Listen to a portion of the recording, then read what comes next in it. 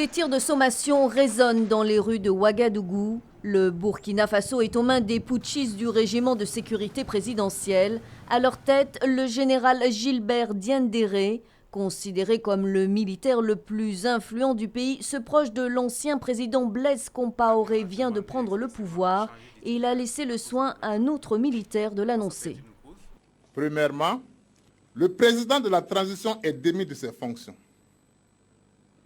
Deuxièmement, le gouvernement de transition est dissous.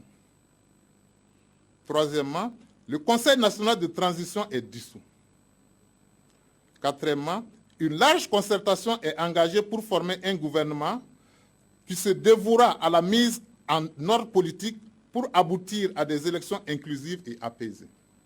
Les putschistes ont également décrété un couvre-feu de 19h à 6h et ordonné la fermeture des frontières terrestres et aériennes jusqu'à nouvel ordre. Depuis mercredi, ils retiennent en otage une partie du gouvernement dont le président de la transition, Michel Kafando, et son premier ministre, le colonel Zida.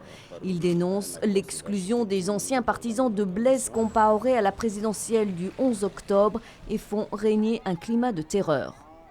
Ils sont passés chez moi, ils ont cassé ma porte, ils ont foutu la trouille à toute la famille et puis ils ont dit que s'ils m'attrapaient, en tout cas, ils en finiraient avec moi. C'est des méthodes comparées qui reviennent, nous sommes tous en danger.